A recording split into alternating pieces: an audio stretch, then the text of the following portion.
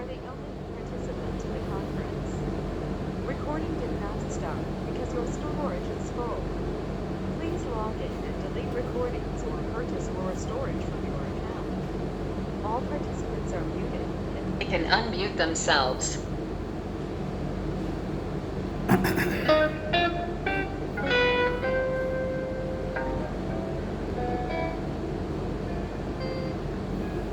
ओम नमोर्यंताणं नमो सिद्धाणं नमो आर्याणं नमो वज्रायाणं नमो लोये सव्वसाहुणम् मंगलं भगवान् वीरो मंगलं गौतमो गणी मंगलं कुन्दकुन्दार्यो जैनधर्मोऽस्तु मङ्गलम् ओंकारबिन्दुसंयुक्तं नित्यं ध्यायन्ति योगिनः कामदं मोक्षदं चैव ओंकाराय नमो नमः अहोपकारजिनवर्णो कुंदनो ध्वनि दिव्यनो जेन कुंद ध्वनि आप्या अहो आ गुरु काननो तुझ ज्ञान ध्यान नो रंग अमया दर्श रहो ओ शिव पद तक तुझ संग माता हाथ ग्रहो।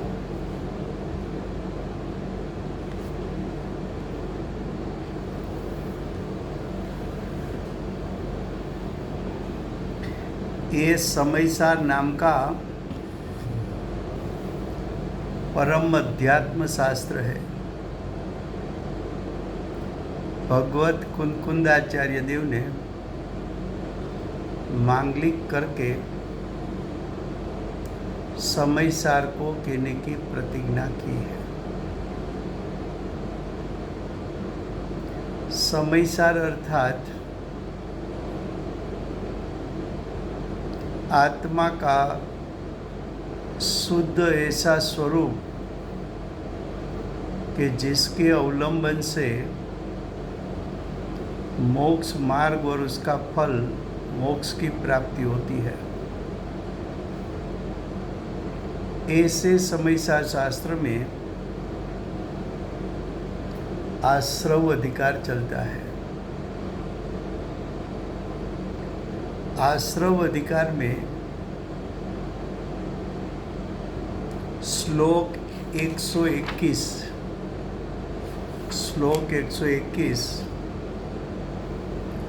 पेज नंबर 280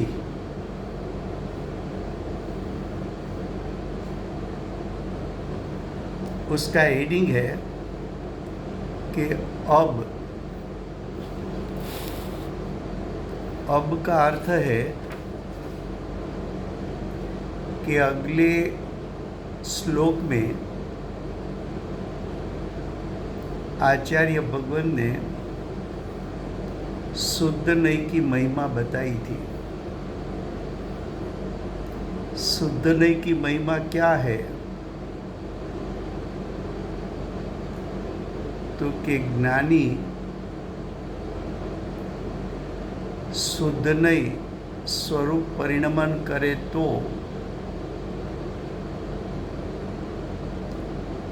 उसको बंध होता नहीं,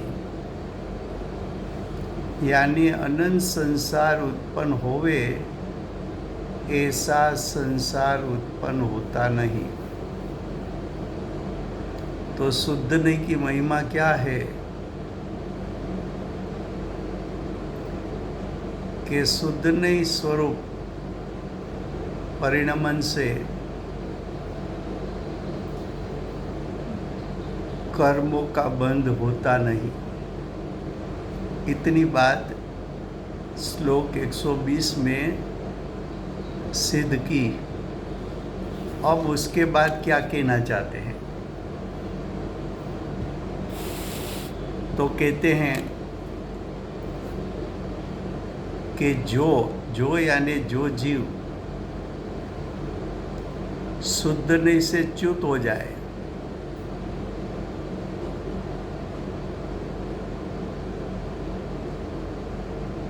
वो जीव को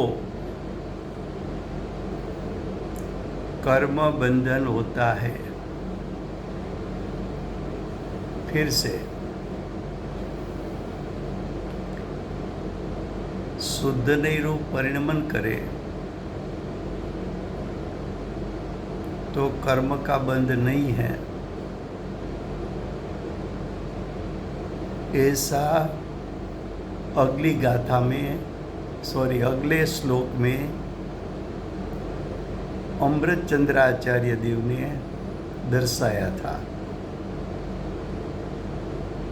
अब वही अमृतचंद्राचार्य देव 121 श्लोक में कहते हैं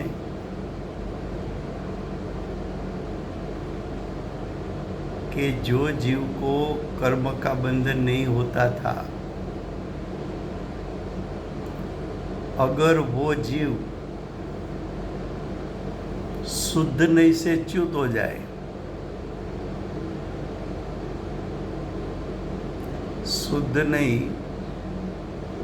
का भान से च्युत हो जाए,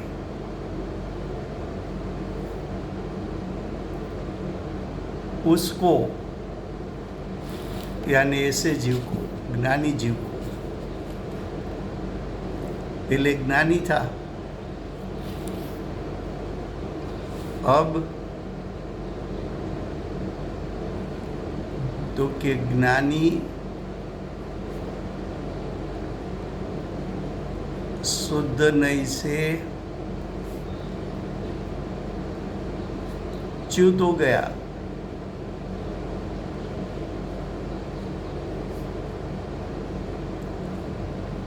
ऐसे जीवों को कर्म बांधते हैं, यानी द्रव्य कर्म का बंध होता है।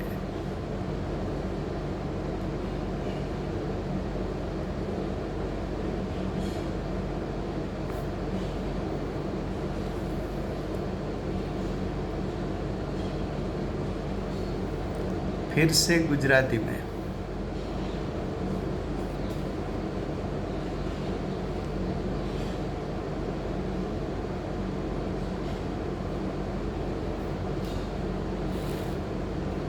समयसार श्लोक नंबर 121, पेज नंबर 280, 121 શ્લોક નું હેડિંગ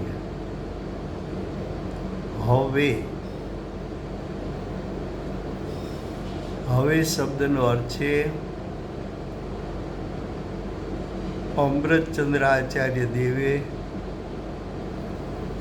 પૂર્વના શ્લોકમાં એમ કહ્યું હતું કે જે જીવ શુદ્ધ નહીં સ્વરૂપ પરિણમન કરે, તો શુદ્ધ નહીં રૂપ પરિણમન કોણ કરે? તો કે જ્ઞાની. તેને કર્મનો બંધ થતો નથી.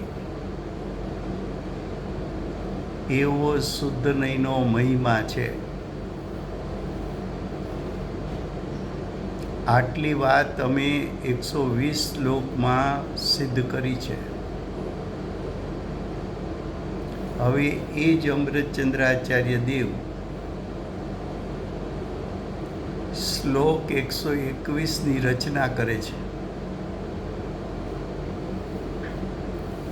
ત્યાં કહે છે કે શુદ્ધ નહીંનો મહિમા બતાવ્યા પછી હવે કહે છે કે જેવો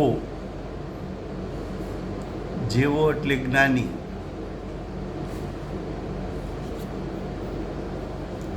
જે જીવો એટલે શુદ્ધ નહીં વાળા જીવો,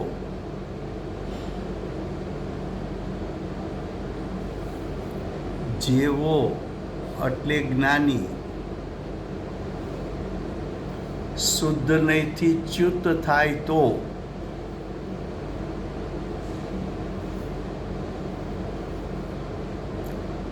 તેઓ એટલે શુદ્ધ નહીંથી ચ્યુત થયેલા જીવો કર્મ બાંધે છે, દ્રવ્ય કર્મ બાંધે છે.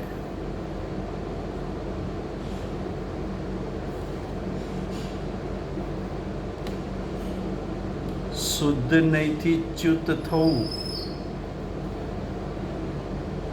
એના બે અર્થ છે. શુદ્ધ નહીંથી ચ્યુત થવું એના બે અર્થ છે. એક જીવ એવો છે કે શુદ્ધ નહીંથી ચ્યુત થયો ત્યારે દ્રષ્ટિ અને ઉપયોગ બંને શુદ્ધ નહીંથી ચ્યુત થયા છે. દ્રષ્ટિ અને ઉપયોગ શુદ્ધ નહીંના વિષયથી ચ્યુત થયા છે. એટલે કે દ્રષ્ટિ અને ઉપયોગ હવે જ્ઞાયક ઉપર નથી. દ્રષ્ટિ અને ઉપયોગે સદુપયોગે જ્ઞાયકનું અવલંબન છોડી દીધું છે. એક જીવ એવો. બીજો જીવ શુદ્ધ નહીંથી ચ્યુત થયો એટલે દ્રષ્ટિ તો જ્ઞાયક ઉપર જ છે, પણ ઉપયોગ સ્વભાવનું લક્ષ છોડીને ઉપયોગ પર પદાર્થને વિષય બનાવે છે. દ્રષ્ટિએ જ્ઞાયક સન્મુખતા છોડી નથી, પણ ઉપયોગ સદુપયોગ તો કે જ્ઞાયક ઉપરથી છૂટીને એ ઉપયોગ બહારમાં ગયો છે.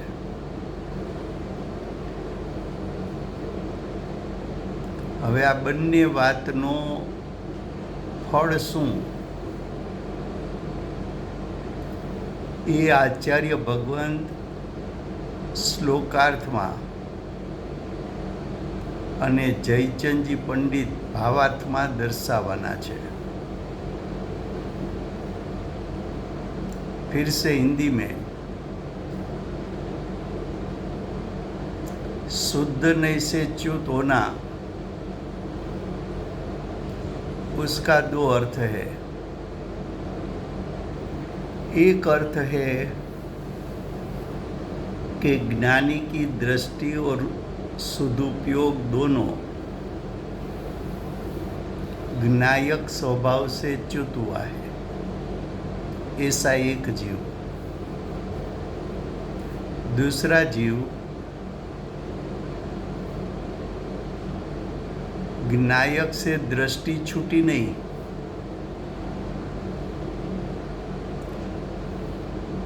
लेकिन उपयोग ज्ञायक से च्युत हुआ.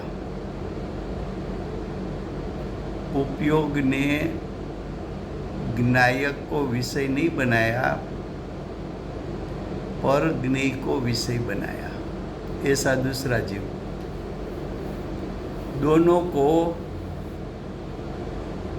शुद्ध नहीं से च्युत कहने में आता है, लेकिन दोनों जीव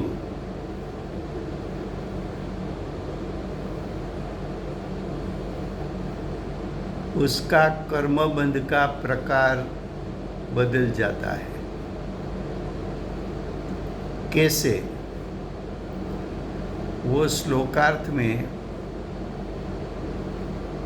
अमृतचंद्राचार्य देव दर्शाएंगे, भावार्थ में जयचंद जी पंडित भी दर्शाएंगे.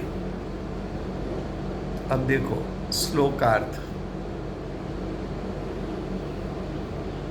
जगत में जगत में यानी विश्व में, 4 गति में। जेवो, जेवो यानी ज्ञानी।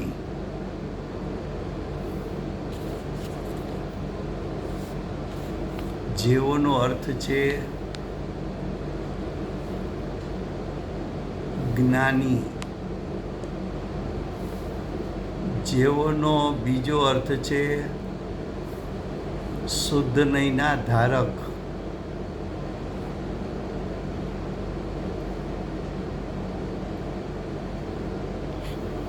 શુદ્ધ નયથી ચ્યુત થઈને,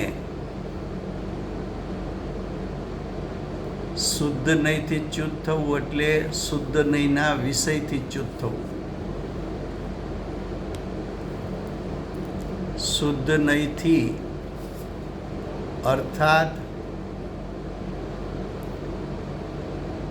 શુદ્ધ નયના વિષયથી એટલે જ્ઞાયકથી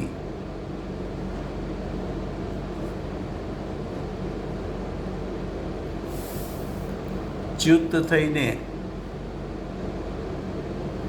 ફરીને રાગાદિના સંબંધને પામે છે।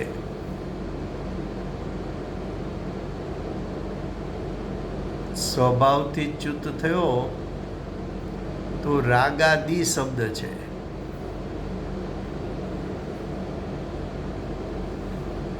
રાગાદિનો અર્થ છે રાગ, દ્વેષ, મોહ।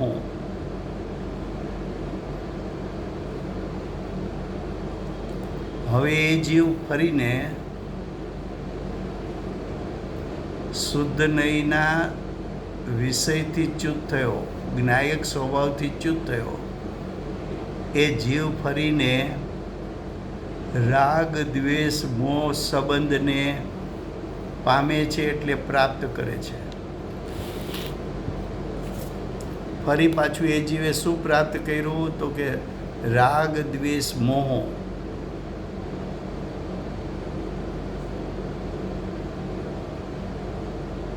એને પ્રાપ્ત કરે છે।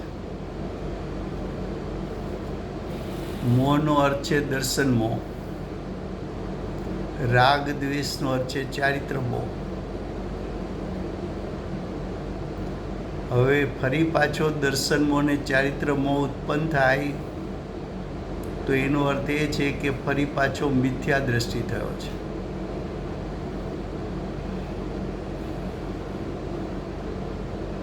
હવે મિથ્યા દ્રષ્ટિ થયો તો પરિણામમાં મોહ, રાગ, દ્વેષ ઉત્પન્ન થયા। દર્શન મોહ, ચારિત્ર મોહ ઉત્પન્ન થયા। એવા જીવો, એવા એટલે કયા જીવો? રાગી, દ્વેષી, મોહી જીવો દર્શન મોહ, ચારિત્ર મોહને પ્રાપ્ત એવા જીવો જેમણે જ્ઞાનને છોડ્યું છે। જ્ઞાનને છોડ્યું છે એટલે જ્ઞાન સ્વભાવ જ્ઞાયકને છોડ્યો છે।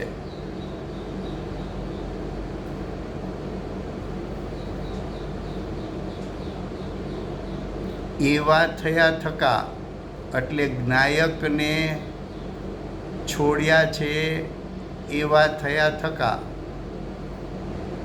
પૂર્વબદ્ધ દ્રવ્ય આશ્રવો વડે જે સત્તામાં પડેલા કર્મો હતા એના ઉદયના નિમિત્તે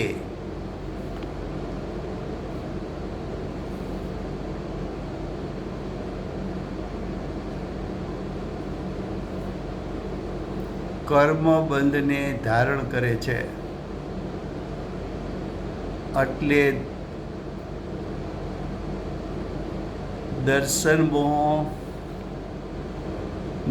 અને ચારિત્ર મોહનીયને ધારણ કરે છે, અથવા નવા કર્મને ધારણ કરે છે।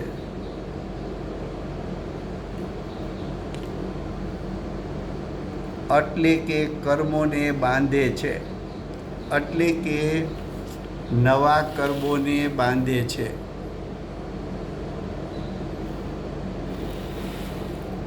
કે જે કર્મબંધ, કે જેનો અર્થ છે નવા કર્મ, નવા કર્મબંધ વિચિત્ર ભેદોના સમૂહવાળો. વિચિત્રનો અર્થ છે વિધવિધ સ્વભાવના ભેદોના સમૂહવાળો હોય છે. કર્મના ભેદ 8,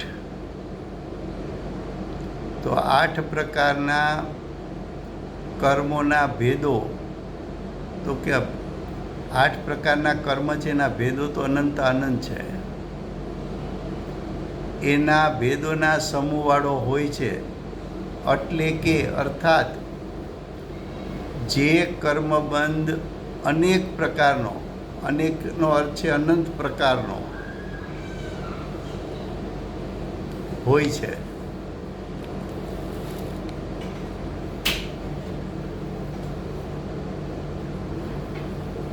તો કે આટલો શબ્દનો જે અર્થ કર્યો,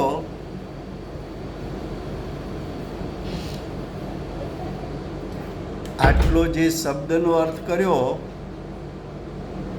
એ ફરી પાછો હિન્દીમાં, પછી એનું અર્થઘટન કરીએ છીએ. विषय कैसे समझना है.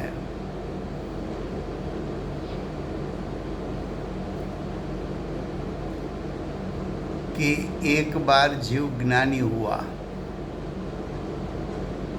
ज्ञानी हुआ उसका अर्थ क्या,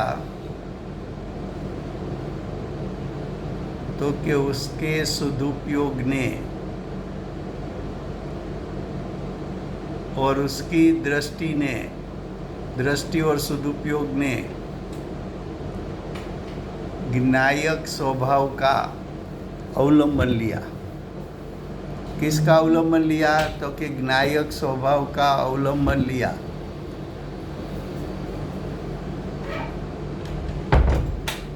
तो ज्ञायक स्वभाव का अवलंबन लिया तो क्या हुआ, तो कि जीव शुद्ध नहीं रूप परिणमित हो गया. शुद्ध नहीं रूप परिणमित हो गया तो क्या हुआ, तो कि उसको नया कर्मबंध होता नहीं.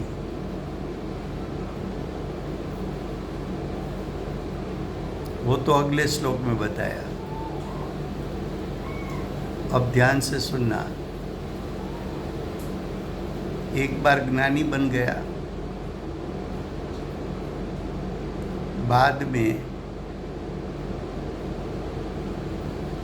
शुद्ध नहीं से च्युत हुआ. तो कि शुद्ध नहीं से च्युत हुआ, उसका 2 अर्थ है. तो कि 2 अर्थ क्या है, तो कि शुद्ध नहीं से च्युत हुआ उसका अर्थ है ज्ञायक स्वभाव का अवलंबन छूट गया. ज्ञायक स्वभाव का अवलंबन छूट गया, उसका 2 अर्थ है.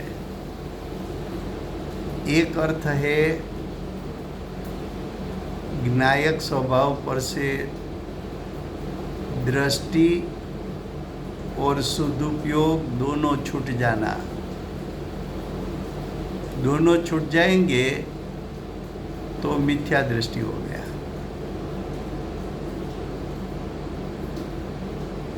लेकिन दृष्टि ज्ञायक पर रही,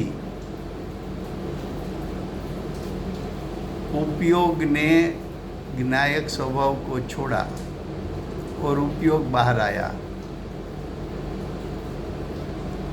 तो वो जीव की दृष्टि ज्ञायक पर है, इसलिए है तो ज्ञानी. उपयोग बाहर आया उसका अर्थ विकल्प में आए, ज्ञानी विकल्प में आए।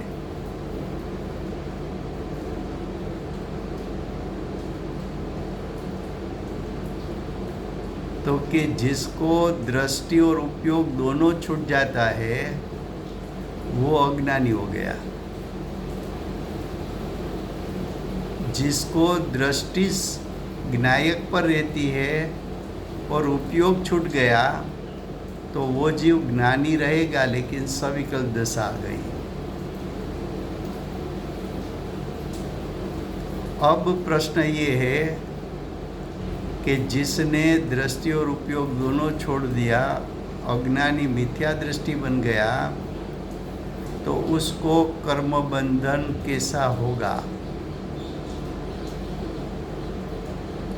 और जिसकी दृष्टि ज्ञायक पर रही,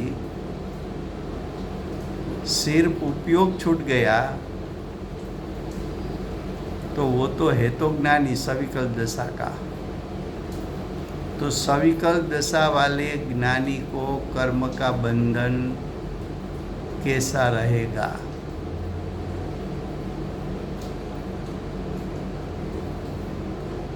ये जो भावार्थ है उसमें ऐसा दो अर्थ लिया है।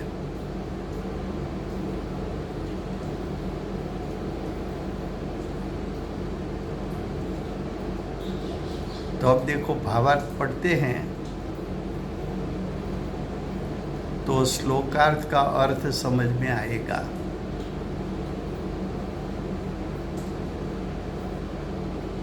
प्रथम गुजराती में बताते हैं, उसके बाद हिंदी में बताएंगे।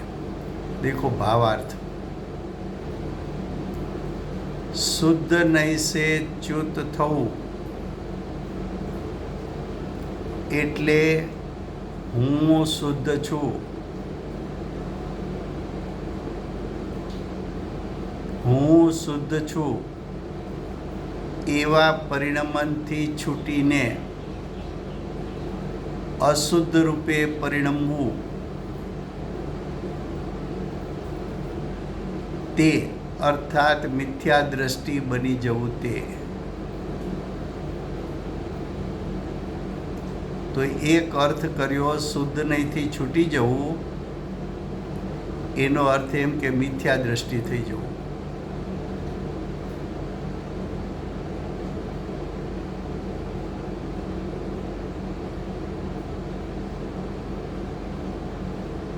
હવે મિથ્યા દ્રષ્ટિ થયો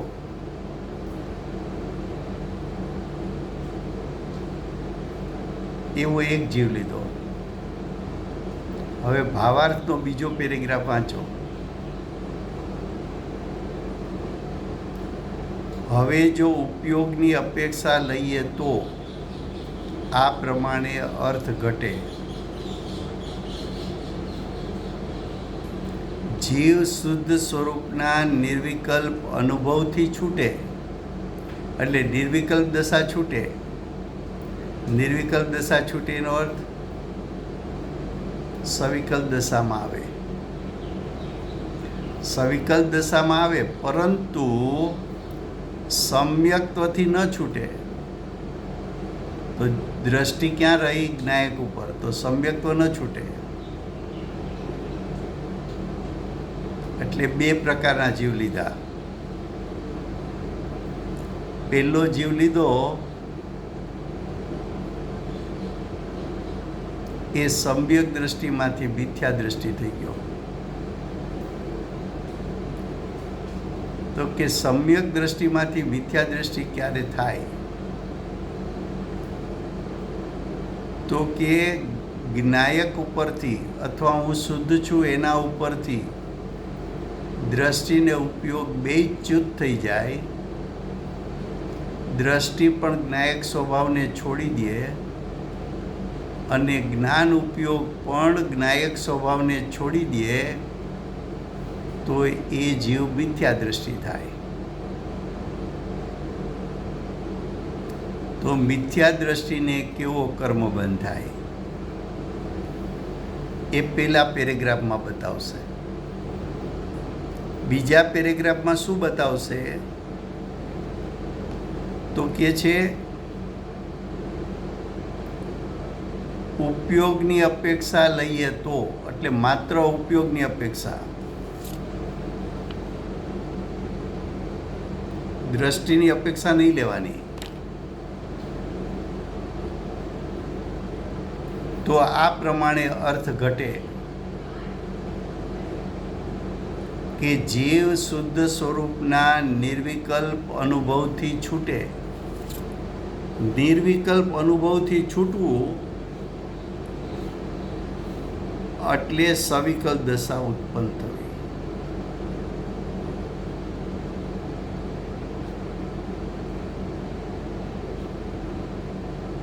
સવિકલ્પ દશા છે પણ સમ્યક દર્શન છૂટ્યું નથી. પરંતુ સમ્યક તો ન છૂટે, તો તેને એટલે સવિકલ્પ દશાવાળા સમ્યક દ્રષ્ટિને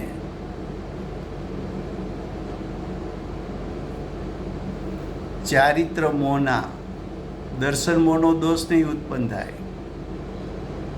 ચારિત્ર મોહના રાગથી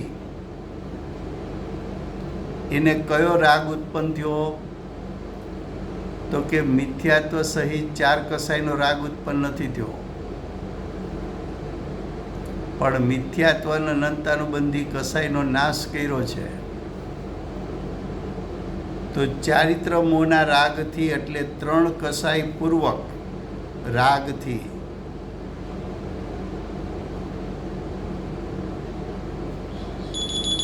તો કે 3 કસાઈ રૂપ રાગથી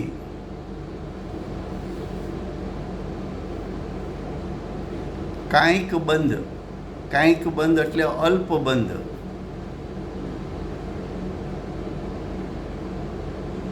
થાય છે. તે બંધ જો કે અજ્ઞાનના પક્ષમાં નથી. અજ્ઞાનના પક્ષમાં નથી એટલે અજ્ઞાનીને થતા બંધ જેવો નથી. અજ્ઞાનીના પક્ષમાં નથી એનો અર્થ શું? અજ્ઞાનીને થતા બંધ જેવો નથી. તો પણ તે બંધ તો છે જ, બંધ છે, પણ એ બંધ કેવો છે? તો કે તે બંધ અલ્પ બંધ છે. બંધ છે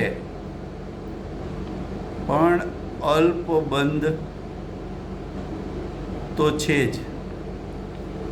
માટે તેને મટાડવાને સમ્યક દ્રષ્ટિ જ્ઞાનીને શુદ્ધ નહીંથી ન છૂટવાનો, એટલે કે સદુપયોગમાં લીન રહેવાનો ઉપદેશ છે. શું કીધું? સમ્યક દ્રષ્ટિ જ્ઞાનીને શુદ્ધ નહીંથી ન છૂટવાનો ઉપદેશ છે, અથવા સદુપયોગમાં લીન રહેવાનો ઉપદેશ છે. કેવળ જ્ઞાન થતાં સાક્ષાત શુદ્ધ નહીં થાય છે, એટલે પરિપૂર્ણ શુદ્ધ નહીં થાય છે.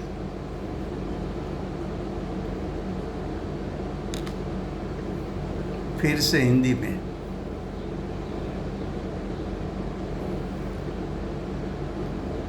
देखो भावार्थ. भावार्थ में 2 पैराग्राफ है. प्रथम पैराग्राफ कि जो जीव शुद्ध नहीं से च्युत होकर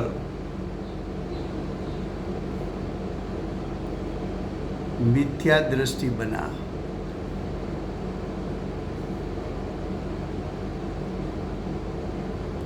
उसके लिए प्रथम पैराग्राफ है.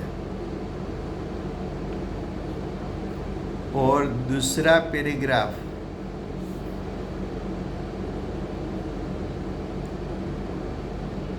सम्यक दर्शन छोड़कर यानी निर्विकल्प दशा छोड़कर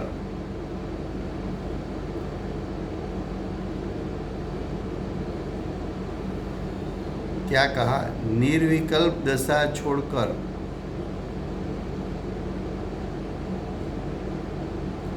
सविकल्प दशाમાં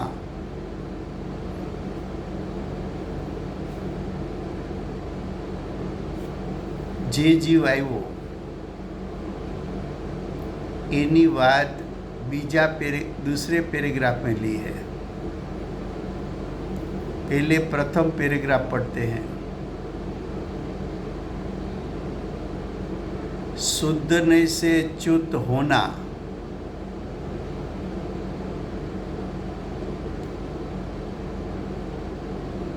किसी ने बोला कि शुद्ध नहीं से जीव च्युत हुआ, तो प्रश्न आया कि शुद्ध नहीं से च्युत होना उसका अर्थ क्या करते हो? तो उसका प्रथम अर्थ मैं शुद्ध हूँ।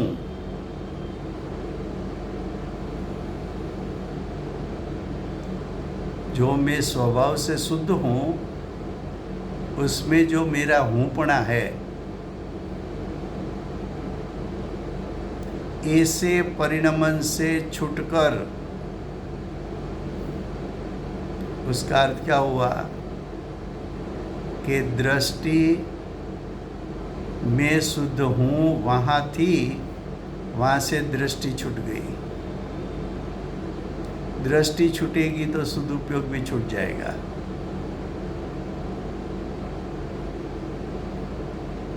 तो मैं शुद्ध हूँ ऐसा परिणमन से छूटकर अशुद्ध रूप परिणमन करना, वो अर्थात मिथ्या दृष्टि बन जाना। तो पहला जीव ऐसा लिया कि सम्यक दर्शन का घात हो गया और मिथ्या दृष्टि बन गया।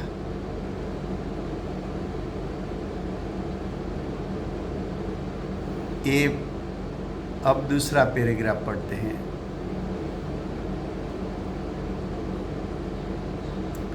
अब जो उपयोग की अपेक्षा लेकर सिर्फ सदुपयोग की अपेक्षा लो,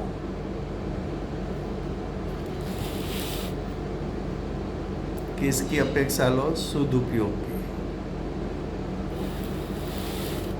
अपेक्षा लो तो शुद्ध नहीं से च्युत होने का अर्थ क्या होगा? तो इस प्रकार का अर्थ घटित होता है। कैसा अर्थ घटित होता है कि जीव शुद्ध स्वरूप का निर्विकल्प अनुभव से छूटकर, निर्विकल्प अनुभव से छूटकर, ऐसा लिखा। उसका अर्थ होता है निर्विकल्प दशा छूट गई।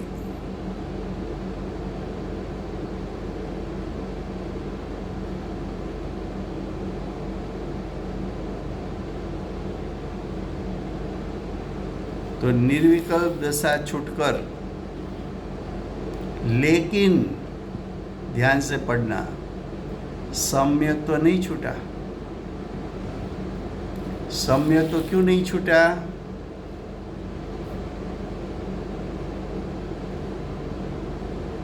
तो के उसका कारण है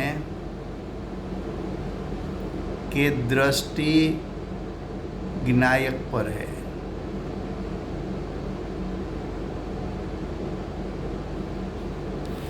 इसलिए सम्यक तो नहीं छूटा। मैं ज्ञायक हूँ ये अभिप्राय नहीं छूटा, सिर्फ उपयोग बाहर चला आया।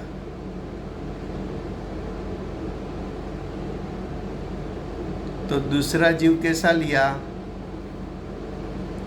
तो कि एक जीव ऐसा लिया कि उसने सम्यक दर्शन ही छोड़ दिया और मिथ्या दृष्टि बन गया। दूसरा जीव ऐसा लिया, उसने निर्विकल्प दशा छोड़ी लेकिन ज्ञायक में हूँपणा नहीं छोड़ा, तो सम्यक्त्व रहा लेकिन सम्यक्त्व के साथ निर्विकल्प दशा नहीं है, सविकल्प दशा है।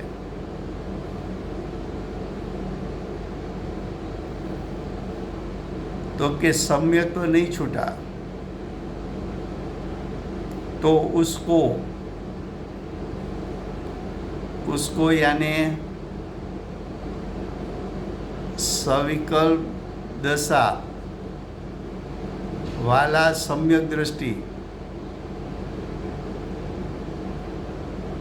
उसको चारित्र मोह का, सम्यक दृष्टि को चारित्र मोह में क्या है, तो कि मिथ्यात्व और अनंतानुबंधी कसाई तो छूट गया है। अब चारित्र मोह में 3 कसाई है, अप्रत्याख्यान, प्रत्याख्यान, संज्वलन, 3 कसाई है। तो 3 कसाई पूर्वक राग से, अब 3 कसाई वाला राग, उससे कुछ बंद होता है, यानी अल्प बंद होता है। अल्प बंद क्यों कहा,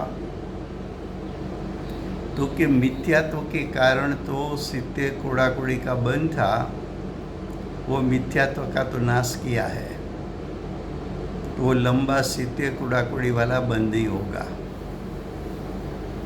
दूसरा,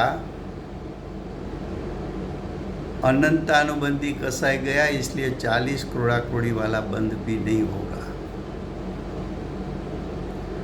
तीसरा, सम्यक सन्मुख हुआ तब से, 5वीं लब्धि में आया तब से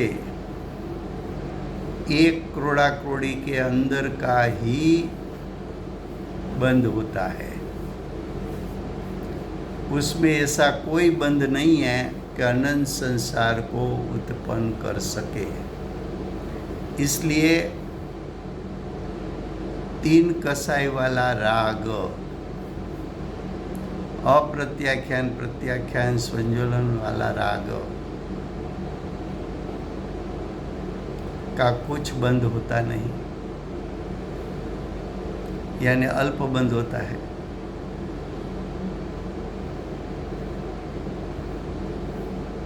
वो बंद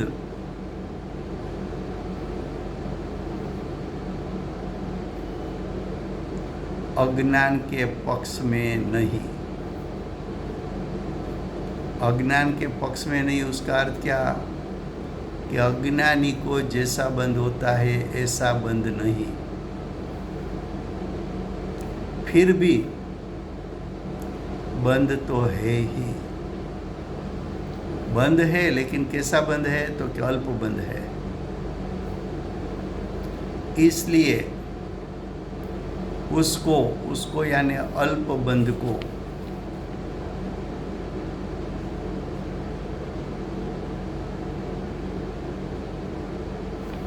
मिटाने सम्यक दृष्टि ज्ञानी को शुद्ध नहीं से नहीं छूटने का उपदेश है। ज्ञानी ये क्या करना चाहिए, तो कि अपना उपयोग, दृष्टि तो है ज्ञायक पर,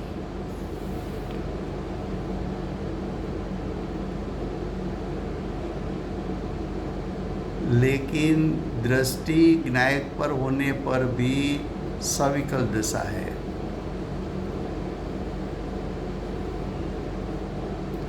उपयोग भी ज्ञायक में जम जाए तो निर्विकल्प दशा हो जाए। तो ज्ञानी को निर्विकल्प दशा नहीं छोड़ने का उपदेश है, अर्थात शुद्ध उपयोग में लीन रहना, सदुपयोग को ज्ञायक स्वभाव सन्मुख रखना, ऐसा उपदेश है। कब तक उपयोग को ज्ञायक सन्मुख रखूं? तो कि केवल ज्ञान की प्रगटता तक, बाद में तो कि बाद में शादी अनंत काल वो उपयोग स्वभाव सन्मुख ही रहेगा। तब शुद्ध नहीं होता है, यानी परिपूर्ण शुद्धता होती है।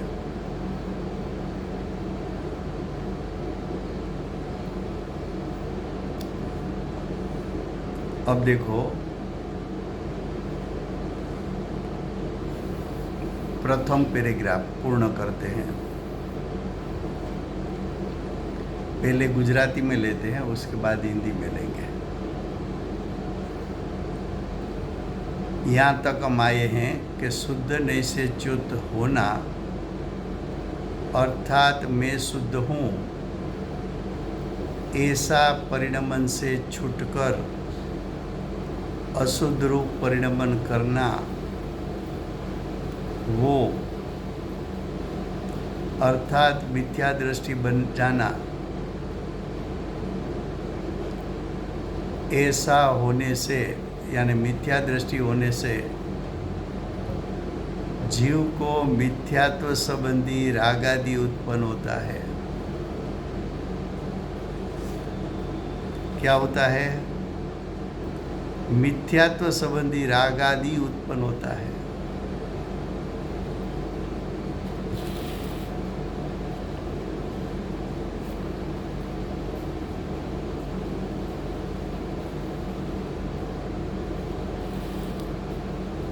यानी मिथ्यात्व सहित राग द्वेष उत्पन्न होता है। तो मिथ्यात्व सहित राग द्वेष उत्पन्न होगा, वो कितने संसार का कारण है? तो कि अनंत संसार का कारण है।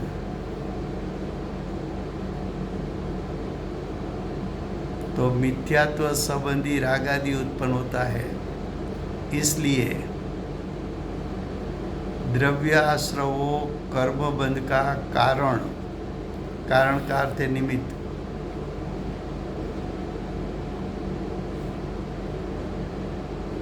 जो पूर्व कर्म उपसम रूप था, अब वो उदय में आ गया। और अज्ञानी जीव सम्यक दृष्टि जीव ने दृष्टि और उपयोग नायक में से छोड़कर सत्ता में उपसम रूप पड़े हुए कर्म वो उदय में आए, उसमें जुड़ गया। उससे क्या हुआ? तो उससे अनेक प्रकार का कर्म बंधाई है। अनेक प्रकार का कर्म का बंध होता है। अनेक प्रकार का अर्थ है 8 प्रकार का कर्म। अनेक का अर्थ होता है 8 कर्म का पेटा भेद करो तो अनंत भेद है। तो अनंत प्रकार का कर्म बंद होता है। इस प्रकार यहाँ शुद्ध नहीं से च्युत होने का अर्थ, ये पैराग्राफ में शुद्ध नहीं से च्युत होना, उसका अर्थ क्या है? तो कि शुद्धता का भान से यानी सम्यक्त्व से च्युत हो जाना, ऐसा करना। सम्यक दर्शन ही चला गया, सम्यक दर्शन नाश हुआ। सम्यक्त्व से च्युत यानी स्वभाव पर से दृष्टि छूट गई, ऐसा करना। यहाँ उपयोग की अपेक्षा ही गुण है। અહીં उपयोग की बात नहीं करनी है, सिर्फ दृष्टि की बात करनी है। दृष्टि छूटी तो उपयोग तो छूटेगा ही, लेकिन उपयोग छूटेगा तो दृष्टि छूटेगी, ऐसा नियम नहीं है।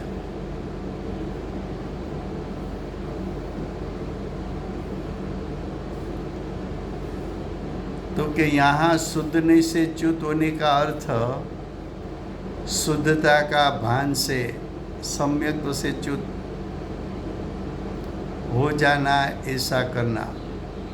उपयोग की अपेक्षा અહીં गुण है, अर्थात शुद्ध नहीं से च्युत होना अर्थात शुभ उपयोग से च्युत होना, ऐसा अर्थ અહીં मुख्य नहीं, क्योंकि उपयोग कहो कि शुद्ध उपयोग कहो, दोनों का अर्थ यहाँ समान लिया है।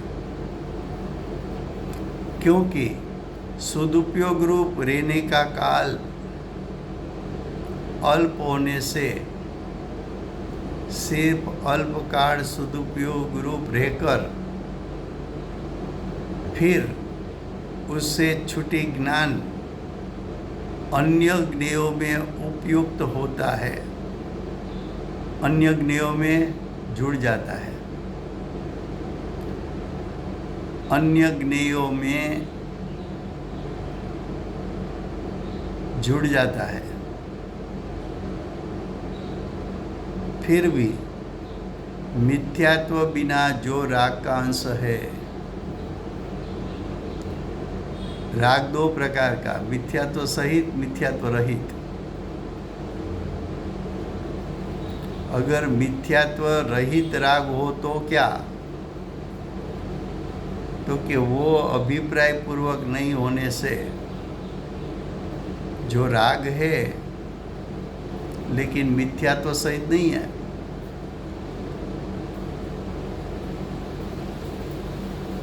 मिथ्यात्व पूर्वक नहीं है, ज्ञानी को मात्र अल्प बंध होता है। मिथ्या तो रहित है तो अनंत संसार नहीं बनेगा। अल्पबंध, अल्पबंध के लिए क्या कहा? संसार का कारण नहीं, संसार का कारण नहीं, उसका अर्थ अनंत संसार का कारण नहीं।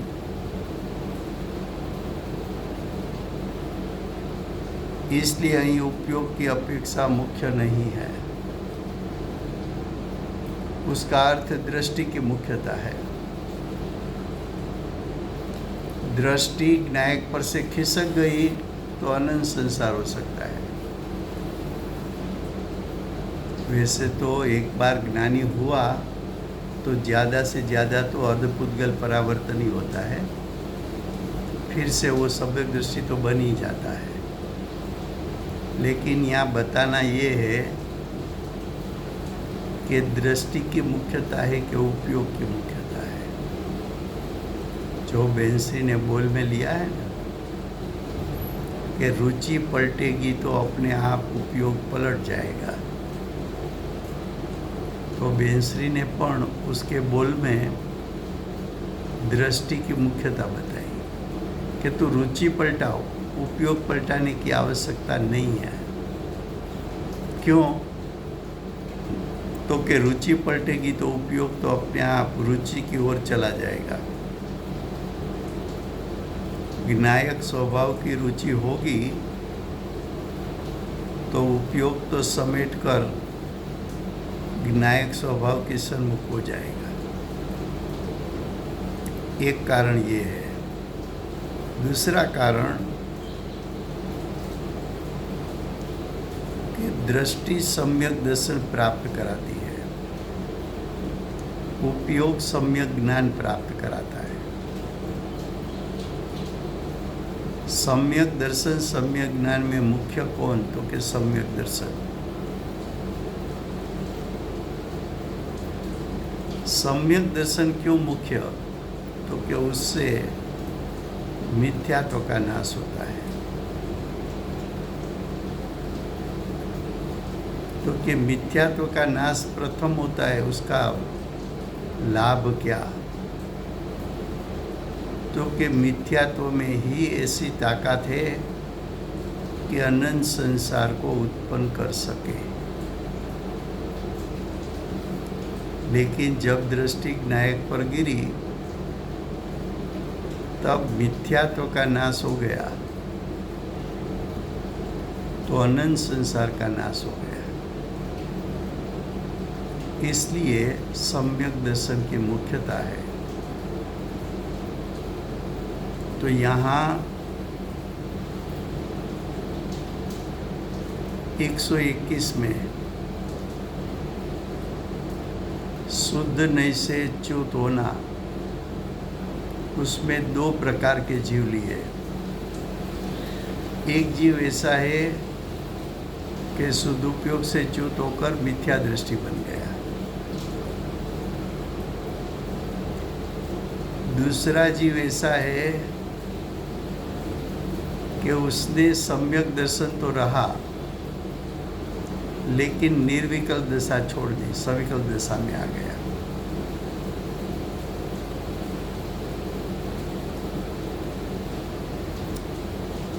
तो कि दृष्टि की मुख्यता होने से जो जीव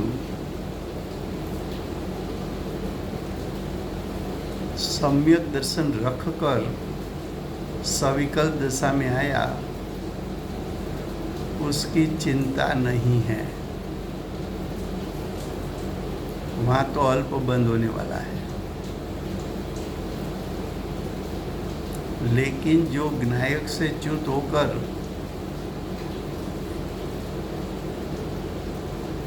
सम्यक दर्शन का घात किया,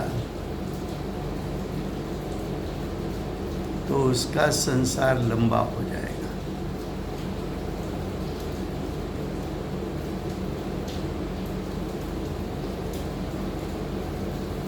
तो 121 में ये बताया।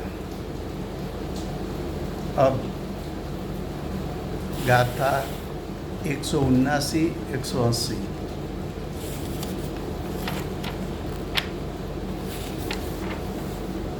ये जो 2 गाथा है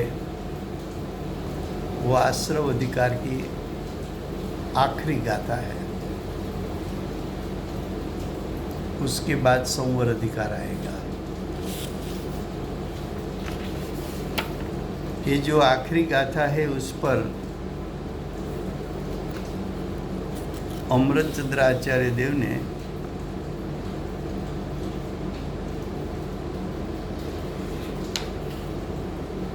एक 122, 23, 24 3 श्लोक भी लिखा है।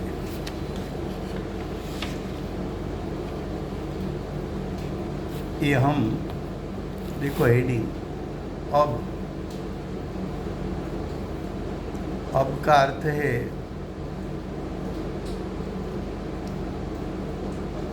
कि अमृतचंद्राचार्य देव ने अगले श्लोकों में शुद्ध नहीं की महिमा बता दी है। और कुंकुंदाचार्य देव ने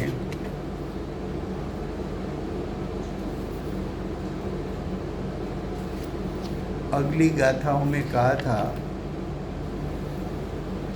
कि जीव ज्ञानी जीव निराश्रव है।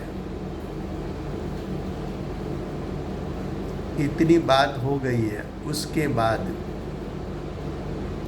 यही अर्थ का दृष्टांत के द्वारा दृढ़ करते हैं।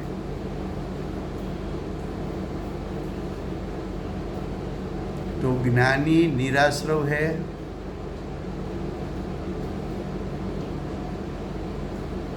क्यों?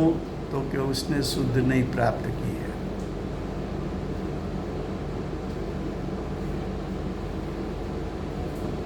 ये बात को दृढ़ करने के लिए 2 गाथा है, वो कल हम शुरू करेंगे, समय हुआ है।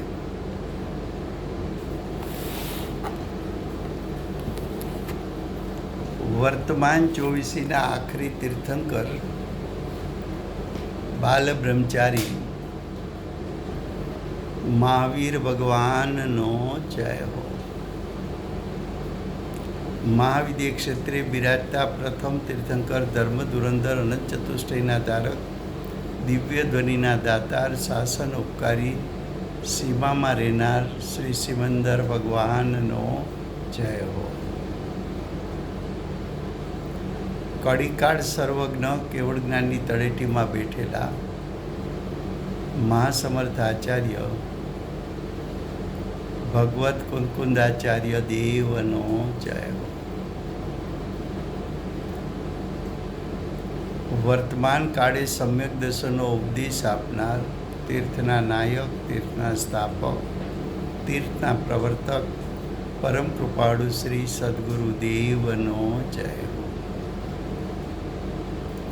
પૂજ્ય ગુરુદેવના શિષ્યમાં શિરોમણી, પૂજ્ય ગુરુદેવના નવભવનો મહિમા બતાવનાર, સ્વાનુભવ યુક્ત જાતિસ્મળ જ્ઞાન યુક્ત પ્રસમ મૂર્તિ ભગવતી માતનો જય હો.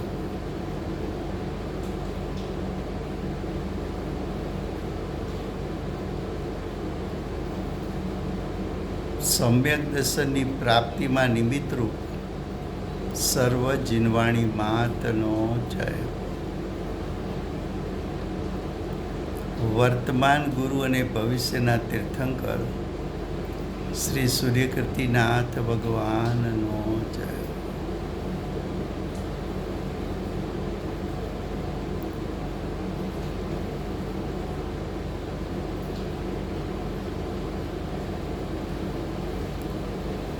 શ્રી સૂર્યકીર્તિ ભગવાનના સમસ્રણના મુખ્ય ગણધર શ્રી દેવેન્દ્ર કીર્તિનાથ ભગવાનનો જય હો.